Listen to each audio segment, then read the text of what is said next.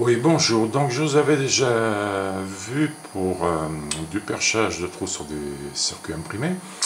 Donc là, nous sommes toujours sur l'applicatif. Donc, l'applicatif est bon. Et là, maintenant,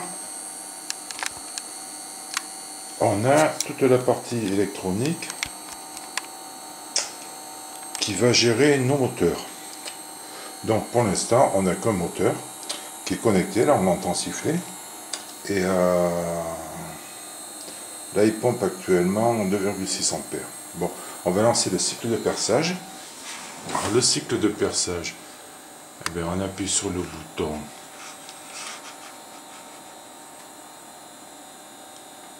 perçage. Voilà. Et on entend le moteur qui commence à tourner, donc il va se mettre à la position du premier trou.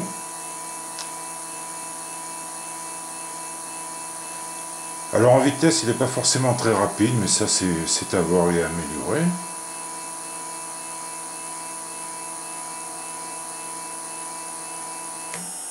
Voilà, il y est, et là il attaque le perçage.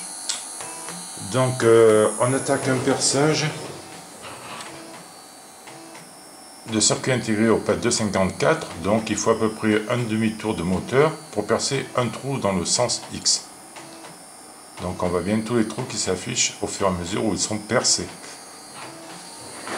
Donc l'ordinateur est relié au microprocesseur que l'on voit ici.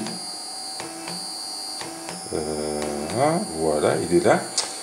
Et lui, il est capable de gérer 4 cartes de puissance comme celle-ci. Donc chaque carte de puissance va commander un moteur pas à pas comme celui-ci. Et chaque moteur pas à pas est alimenté par un transformateur comme celui-ci. Voilà, et nous avons tous les résultats sur un afficheur. Voilà. Alors qui nous donne les coordonnées X, Y. Bon, Y ne varie pas puisqu'on est en ligne. Et il nous dit chaque fois qu'il perce. Là on est en train de changer de position Y.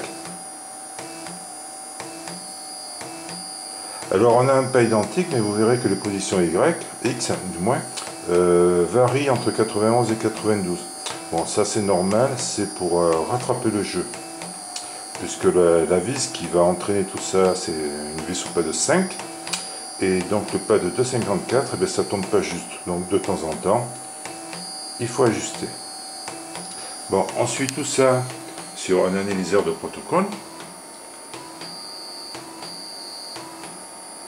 Voilà, on voit les données qui sont envoyées.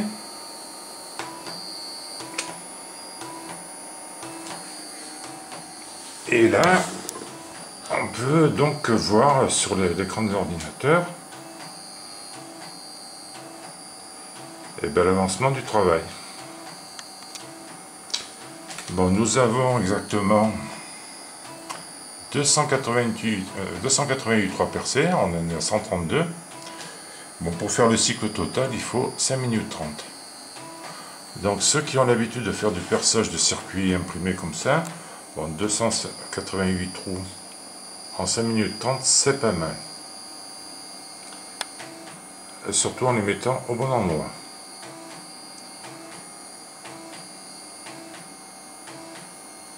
Voilà, je vous refais voir le moteur un petit peu, parce que ça, c'est rigolo.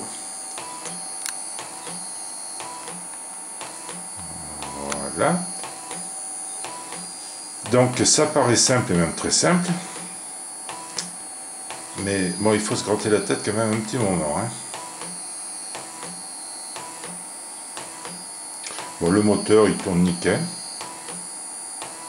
Alors le sifflement qu'on entend, c'est normal, c'est le courant haché à 20 kHz qui fait ce petit bruit. Alors par contre, ce sont des moteurs qui ont un couple assez fabuleux, parce que on peut essayer de le pincer à la main, on n'arrive pas à le bloquer. Donc on va retourner à l'écran. Alors à l'écran, on s'aperçoit qu'on arrive en bout de rangée. Voilà. Et arrivé en bout, on va avoir un temps d'arrêt, c'est normal, puisque le moteur Y est en train de se déplacer pour attaquer la prochaine colonne. Donc il n'y a que le moteur X qui tourne, parce que c'est un développement pour l'instant, donc il n'était pas utile de faire 4 cartes si elles avaient été mauvaises et de jeter les 4 cartes. Donc les 3 autres vont être faites un peu plus tard. Bon, pour l'instant, je vais faire une pause pour passer sur un autre sujet. Et ça, je reprendrai ça à partir du mois de juin. Donc. Voilà. Et donc là, eh bien, on en est. On a déjà fait quand même 252 trous. Voilà. Et je vous redonne un petit coup de moteur. Parce que ça fait plaisir.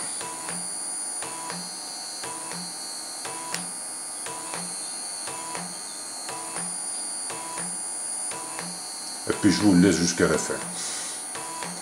Voilà. Bonne soirée, au revoir.